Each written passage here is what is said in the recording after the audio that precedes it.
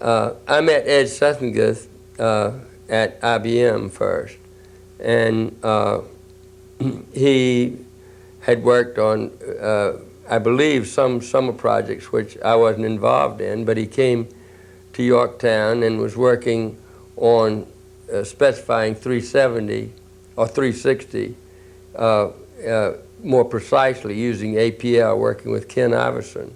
And Jack Bertram and I both thought Ed was a smart fellow, and when Jack was trying to get people to go out on the ACS project, we sort of talked to him and convinced him to go to California. And that's how I became very much more familiar with Ed.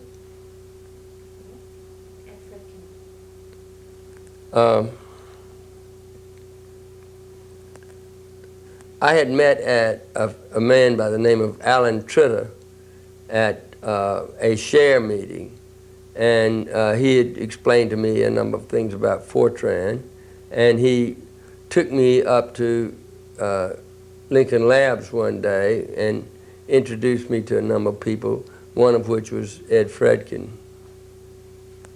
I'm not sure that Ed even remembers this. But no, Ed doesn't remember that. Ed remembers meeting you at a party at his house. I remember that too. I was asked over to a party at Ed's house. At the time, he was just thinking of forming his company. Could I get you to start that one again with Ed Fredkin? Right. I was asked to a party at Ed's house. Ed Fredkin's house. Ed Fredkin's house. I was asked to a party at Ed Fredkin's house, and he was just in the process of starting a company called Information International Incorporated, III. And he had a very interesting partner by the name of Ben Gurley, who I also met at the time. And I had met Ed previously at Lincoln Labs for a few minutes. Ian Gunn. Let me see. I can always tell you where they think they met you. I'm trying to, yeah, tell me. I would like to. Ian Gunn thinks that he met you on task forces when you guys were working together in Armonk. I consider that fairly likely that we met on task forces. Right. Ian was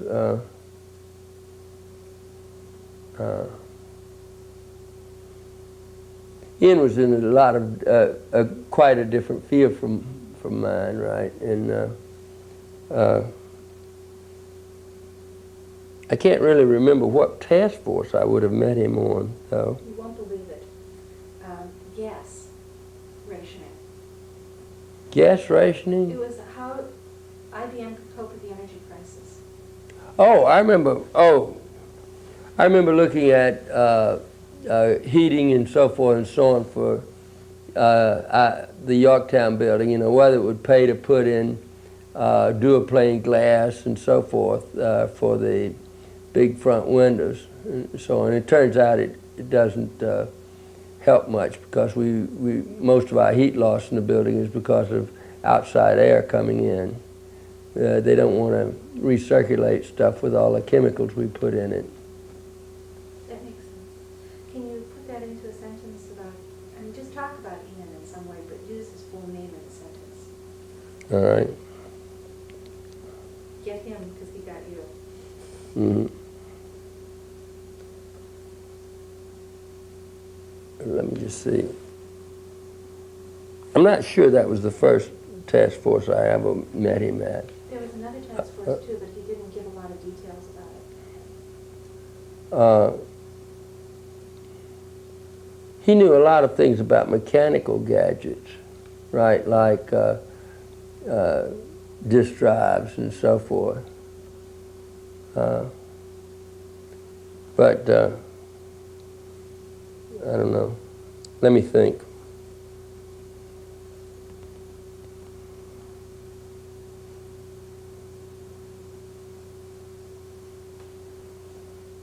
While you're thinking, why don't you go down and pick up that butterfly for a minute? It's so irresistible. What has caused that to happen? I don't know. it just landed there. There was nothing better to do.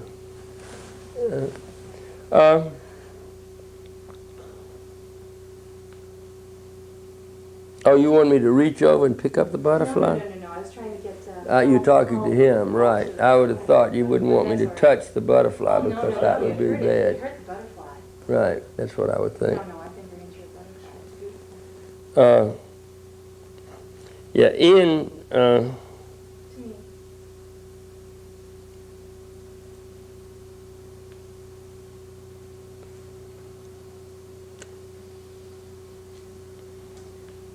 Paul, okay. I met Ian at a time when he was working on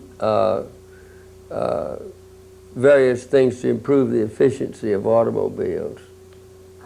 Okay. Why don't you talk about, but again, using his full name. I met Ian Gunn when he was, at a time when he was working on various ideas for improving the efficiency of automobiles. And he had schemes for accumulators for storing energy, so that when you put on the brakes, it would store the energy, and then as you accelerated, you would reuse that energy. A large amount of the energy is lost, is not just in friction, in stop-and-go traffic. A lot of it is due to stop and go. And this is an effort to make that not so important.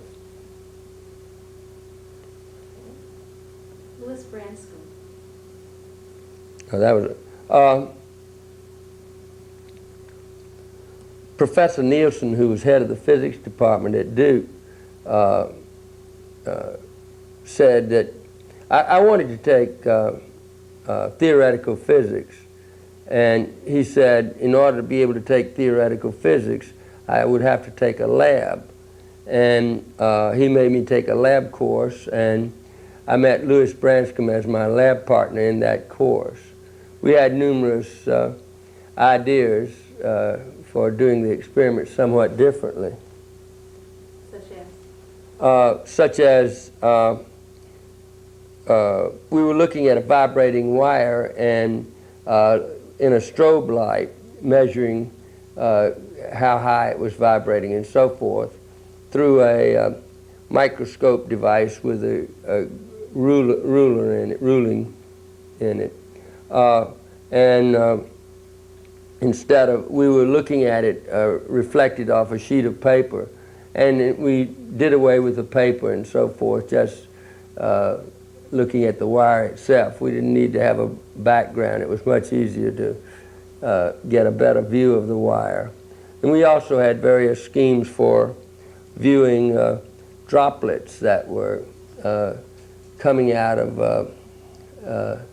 water droplets that were being pulsed out, and looking at them with a strobe, measuring its trajectory and so forth, and doing various elementary experiments relative to, gravity, trajectory of water droplets. Also, this is mostly mechanical schemes. We had a compound pendulum experiment where they had a big pendulum and a small pendulum that hung from it. And we thought of a scheme for just having a motor drive a thing in simple harmonic, a pivot in simple harmonic motion, and hang the second pendulum from the simple harmonic motion, and that way we would not have problems with the bigger pendulum slowing down. In other words, with the motor driving the harmonic motion, it ran as long as we needed to do the experiment. I came back a number of years later and saw that they'd changed the experiment back to the original way it was when for other kids later. He said that you got better grades on your lab reports than he did. That he did? He said you had better grades than he did. No. No. Better grades because... Oh my heavens. There was no comparison. I mean, I used to just write my lab reports up very slapdash. And Lewis had a girlfriend at the time who typed his lab reports, which were very, very neat, and he drew his drawings very neat and made much more serious calculations about things. I mean, he was much more serious about the lab than I was. I mean, I was just taking it to be allowed to take theoretical physics and wasn't really using it for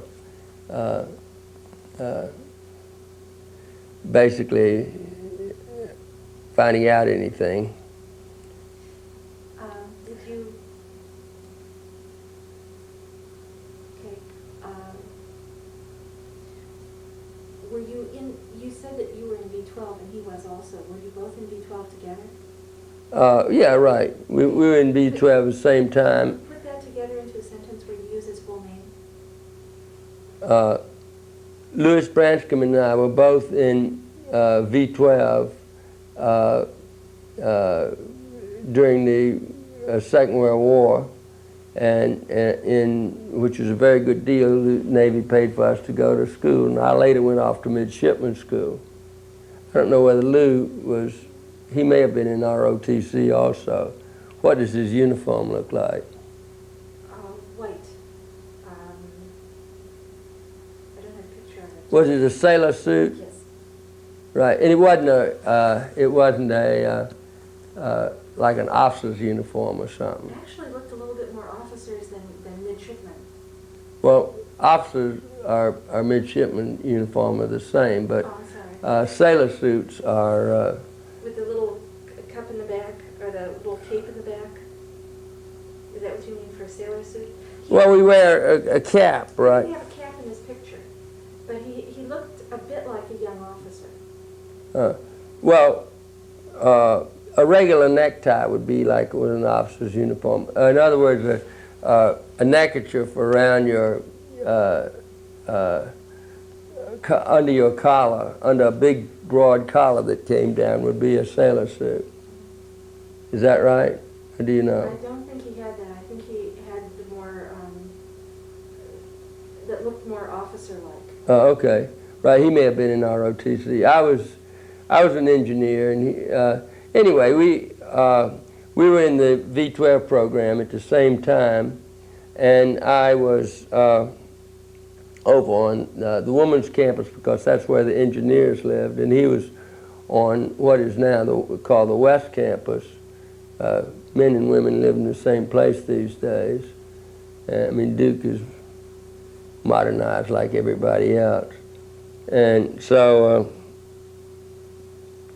he lived on the West Campus. And eventually, the engineers were moved over to the West Campus. And the physics lab was on the West Campus. Okay, well, we'll come back to Duke later on. Let's just keep going down to the people first. Fred Brooks.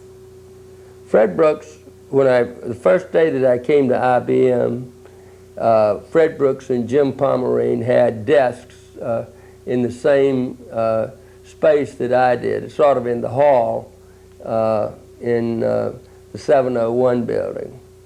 And I met him essentially the first day I came to IBM. Okay. Ralph Gomery I haven't talked to on Tuesday, so you're going to have to completely cue me in on Ralph Gomery.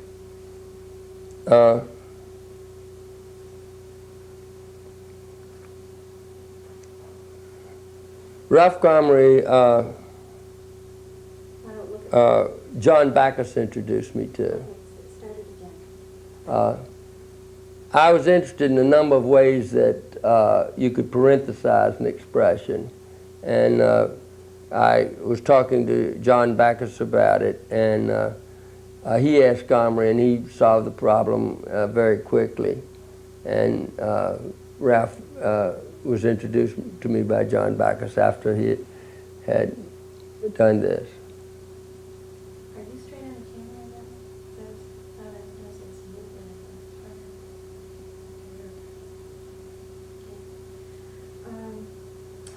Okay. Red Dunwell. Red Dunwell hired me. I came to visit Brad Dunham at IBM, and Brad said, you might like to come to work on a building a project for building a big computer, and I said, that sounds interesting to me. And then Brad took me over to meet Dunwell, and we chatted, and eventually I decided to come to work for IBM. I remember several things about that conversation. Dunwell was describing the fact that they were going to have what he called look-ahead on the computer, and I thought that meant that we would trace down ahead, examine the instruction counter, go ahead of the instruction counter down a whole bunch of different branches. I mean, trace out some tree, which would be fantastically complicated and elaborate. And Steve said, I'll say Red. Red said that we didn't have anything quite so intimate in mind. So anyway, I then later worked on the stretch look ahead with and writing a simulator with Harvard Cocke. Okay. Abe Pellet. You interviewed him. You are one of the reasons he came to IBM. Yeah, who was, I was in the computer science department with Joel Birnbaum, and we interviewed him. He was a student of Lou at Princeton. He was a graduate student of Princeton working on signal processing type machines and so forth. Try And that one more time, but use the whole name Abe Pellet. okay. It's hard. I was working with Joel Birnbaum in the computer science department, and we recruited Abe as he was at that time, Abe Pellet. We recruited Abe Pellet. Okay. I was working for Joel Birnbaum in the computer science department, and we recruited Abe Pellet, who at the time was a graduate student at Princeton, working on signal processing machines. And luckily, we were able to hire him. Brad Dunham. I met Brad at Duke. Brad Dunham. Your whole name. I was curious about some problems in logic, whether there would be decision procedures for various forms of logic. And I went by Brad's class one day and I got him just after class. As I remember, it was raining hard that day. Start this again because you're still forgetting to say Brad Dunham. Yeah, okay. I love you, Brad. Well, let me just shorten that statement. Yeah. I met Brad Dunham just after a class that he was giving when I wanted to ask him some questions about symbolic logic. Okay, why don't we try This was at Duke. I met Brad Dunham at Duke just after a class that he was giving, and I wanted to ask him some questions about symbolic logic. Okay, can I ask you to do something very awkward, which is, can you turn that around so that the sentence doesn't start with I met? Okay. Just after class at Duke, I met Brad Dunham while I was I met Brad Dunham just after, I met Brad Dunham, no, I don't want to say I met Brad Dunham.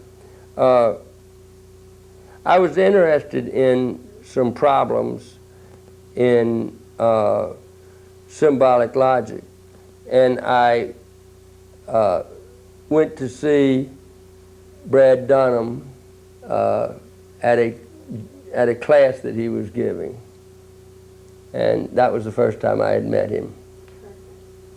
Perfect. Okay. 4 more and we'll get to much more interesting stuff. Joel Birnbaum. Like Abe, he is somebody you interviewed. I didn't remember I interviewed him exactly. You tried to He- talk him into going on to the ACS project, and you excited him enough that he decided he wanted to come to IBM, but he decided not to go to California. Mm-hmm.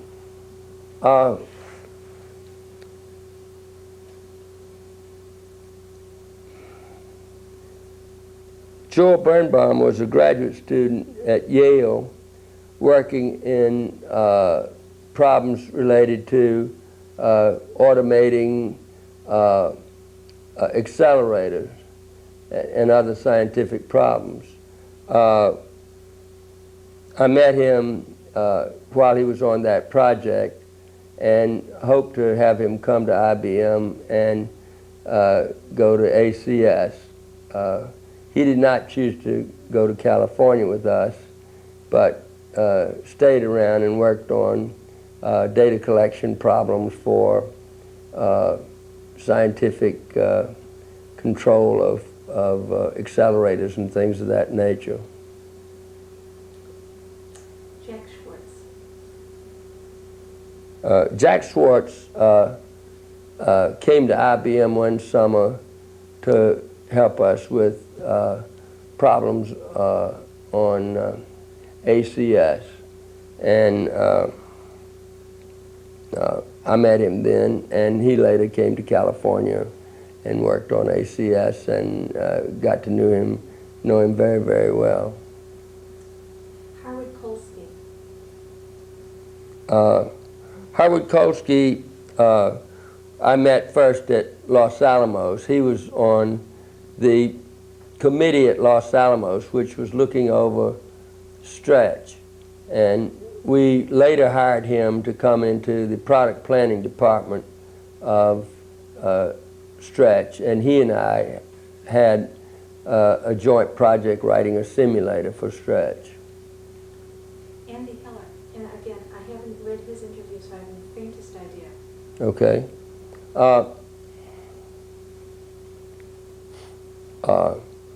Vin Learson asked Jack Bertram to look after a kid who had been said to be very smart. And so Jack asked me to go and pick him up and bring him around and introduce him to Jack. So I went to wherever it was and drove him back to Mohansick to introduce him to Jack. I didn't say Andy Heller at all, did I? Nowhere. Nowhere, right. Vin Learson asked Jack Bertram to look after a smart young kid by the name of Andrew Heller. Jack asked me to go and pick him up and bring him back to Mohansick. So I drove down to White Plains and picked him up and drove him back to Mohansick. And the last one, Fran Allen.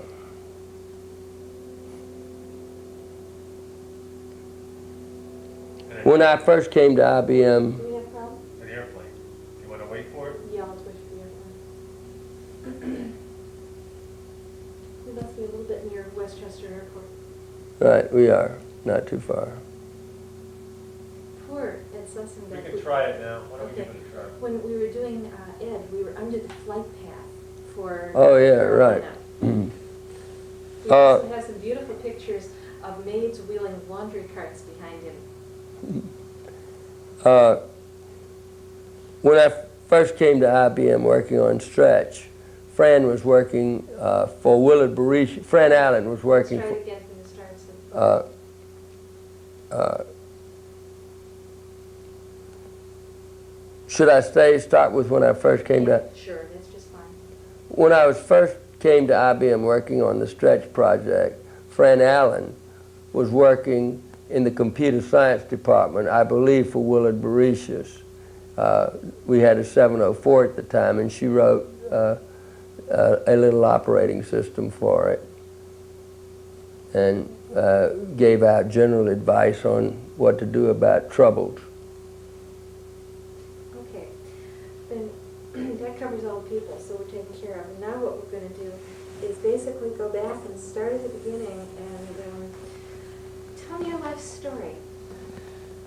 So let's start back at Duke.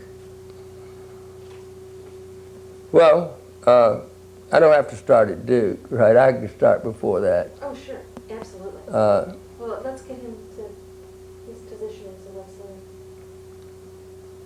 Yeah. Yeah, I was born in Charlotte, North Carolina, and went to grammar school there. And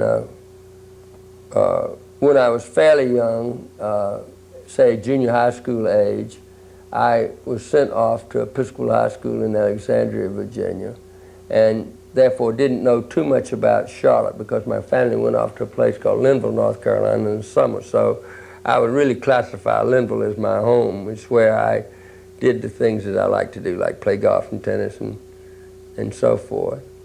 And so I eventually, the war came along and I decided I wanted to go to college, and Episcopal High School said that they would let me out of high school if I were to pass all my courses at Duke. So Duke let me in, and I passed the courses, and Episcopal High School didn't say I graduated. They said that I had 16 credits or something. And so then I took lots of hours at Duke and graduated in a couple of years after that, and was in fact, I surprised my mother when I came home. She thought I'd been kicked out of school, and actually I had graduated, and she was quite upset about this. So when I got my and the fact that she didn't get to come to the graduation was she did not like. And that meant that when I got my doctorate, not only did she come, but she brought the cook, who at the time that I was walking across the stage, she leaned over to Mother and said, "We didn't think we were going to make nothing out of him, did we, Mrs. Cocke?" And so they were all very proud that I had succeeded anyway, because there was good evidence that they weren't going to make much out of me. Then I was in the Navy. Could you go back to Duke a little bit? I'm fascinated by the idea that you did refrigeration. Well, I was a mechanical engineer, and then I graduated mechanical engineer, and then I was in the war. And after the war, I went back to, I got a job in working for a heating and air conditioning company. And I mean, that's what I knew. And I passed the exam for being a licensed air conditioning contractor and so forth. And so I worked for a company called Air Engineering Company, and we designed textile air conditioners where the humidity had to be controlled as well as the temperature. I mean, mostly they worried about blowing in a little bit of cold air. I mean, at those days, we didn't think so much about the fact that the building was like 95 degrees or something in a weave shed. We just thought that the humidity ought to be 90% to keep the fibers from breaking. Not the workers weren't considered too much. I mean, considering the fact that a weave shed, there was a deafening roar in there with all the looms whacking around. We didn't consider the fact that it was a little hot in there to be much. I really should have felt like should have taken up their cause or something at the time and spent my rest of my life being a sociologist or something. Anyway, I eventually I got called back into the Navy for the Korean War, and then Well, when you started at the first of the Second World War, when you graduated in the B2, we'll talk about being in the B2. I graduated, right, and I went to midshipman school and then gunnery school, and I went on the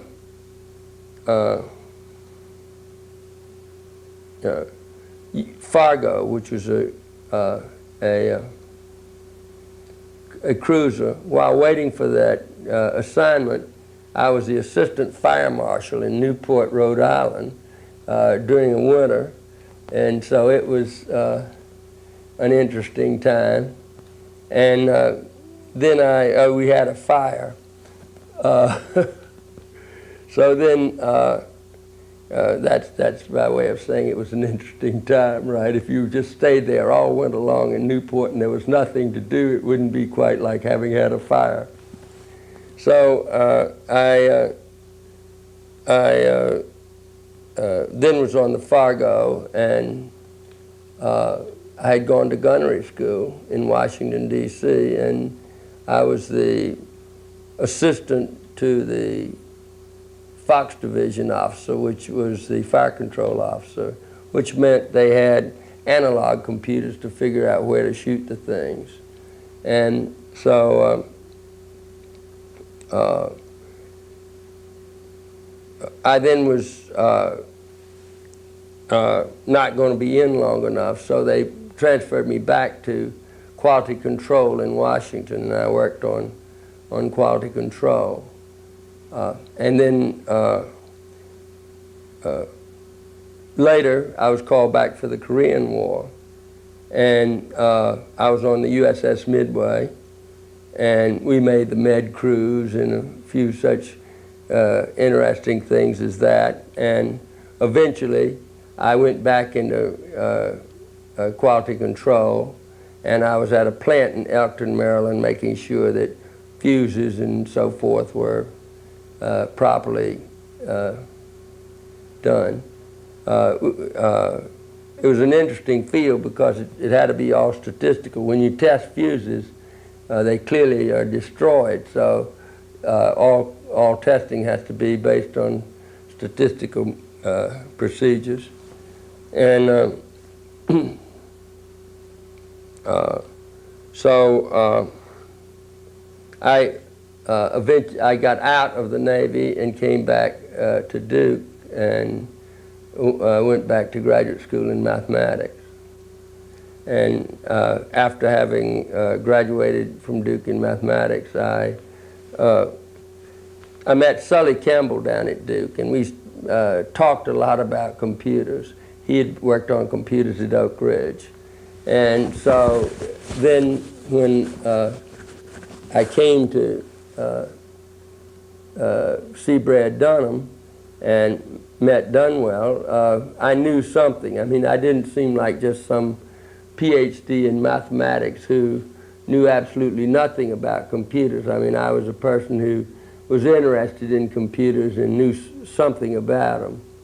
I mean, for instance, how I thought about how you might design adders and things like that. Well, again, when you're talking, this gentleman that you were talking about that first introduced you, what was he doing exactly with computers and what got you into it? What was Dunham doing? No, before IBM, you were saying that you... Oh, Sully Campbell. Yeah, tell me about Sullivan Campbell was hired at Duke because he knew about computers. Sully Campbell had been at Oak Ridge, where they had a computer called Oracle, and he came to Duke as an assistant professor or something to start a computer science department. And then that didn't happen. He was hired by IBM and left Duke. And maybe that was why it didn't happen. But in any event, I had come to IBM before Sully. I mean, Dunwell hired me, and then I helped Steve recruit Sully.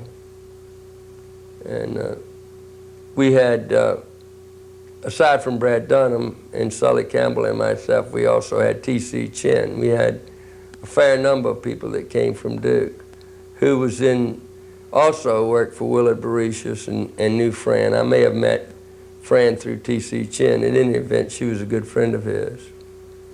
So you first came to IBM, and were you hired for a particular project, or were you just a The Stretch Project. So why don't you tell me about it? Yeah. IBM had a contract to build a large scientific computer with Los Alamos, and Amdahl and Elaine Bohm had worked on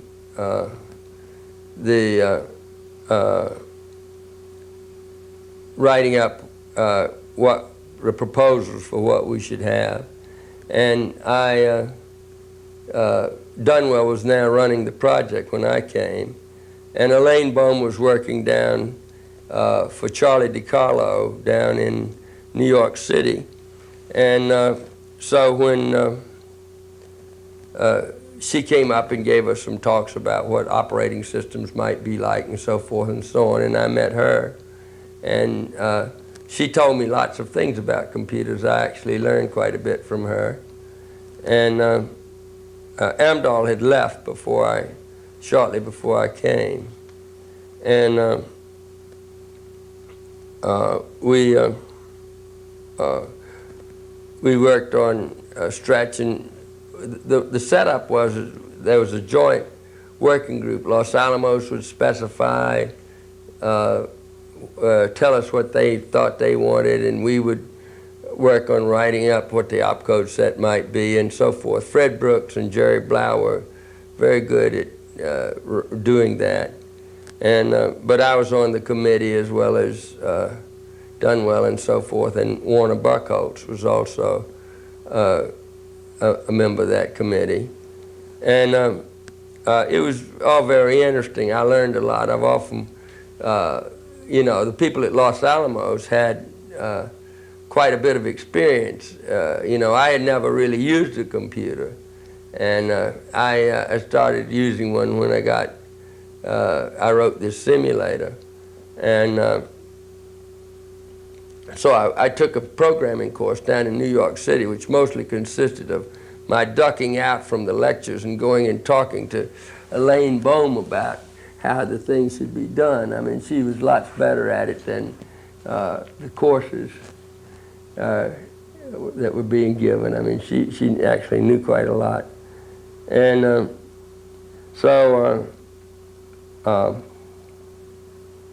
that was a terrifically interesting project for people who knew nothing like myself, right? I felt I learned a lot. Was it a big project? Yes, it was a big project. I don't know how much it cost, but we had a contract for $4.3 million to deliver Stretch to Los Alamos, and we didn't come close to getting the thing done for $4.3 million. I mean, in those days we were building, it was say 5 transistors in a current switch circuit, and we were buying transistors at $75 a piece. So the price of things was, and this machine had, let's say, 100,000 circuits. So we had trouble meeting our budget and schedule. I mean, the later we bought transistors, the cheaper they were. So it was hard to do all that. But IBM benefited a lot, I feel, from that project. The 2 microsecond core memory that they used in the 7090 was developed for that project, and a way to drive the memory with transistors. because transistors weren't really high voltage devices, it was difficult to make them drivers for the core memory. And previously, we'd used tubes as drivers. And Ralph Palmer said we were changing to all transistors.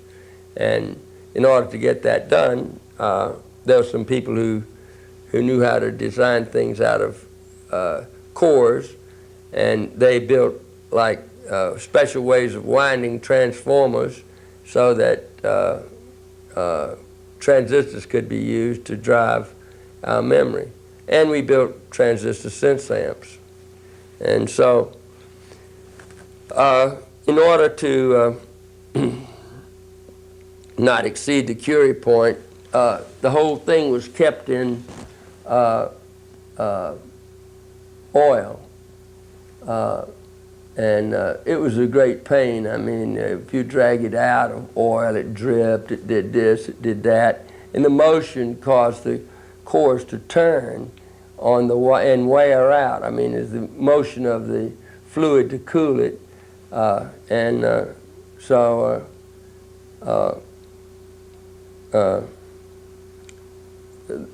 always was sort of a pain. But that was the first, 2 microsecond memory. It was very fast and all transistorized and so on. So, and it helped build the 7090. So the project, I think, was a very, very valuable project. In those days, my memory is of tremendous excitement, of people working all the time, just completely obsessed with what they were doing. Is that how you remember those days? Well, I of course, was always very interested in computers. I didn't have to worry about getting enough excitement for the project. But you learned a lot of things. I mean, like how to parse a Fortran statement, things of that nature. And I learned, lots about circuits and things. Jim Pomerine explained to me about how the Institute of Advanced Study machine was built, which was really quite simple. But they had worked on doing the logic quite hard, and it had a number of elegant features in it. So, I mean, I sort of learned how computers worked, and was interested. I remember driving down to Irv Ziller gave me a ride down to New York City, and it was snowing out, and he was explaining Fortran to me, and on the way down, and as we were going down by Farnstock Park, it was quite curvy and other cars coming, and we skidded and went all over various sides of the roads, almost crashing into other cars. And Irving sort of started driving slow and quit talking about Fortran. And I think as a result of that, I used to write do, comma, I equal and things like that rather than the normal. I just learned Fortran from what Irv had told me, and the conversation was discontinued in the middle. So I had numerous bugs, which I'm not sure why I had them, but it could have been that he stopped telling me what he didn't complete his description of Fortran.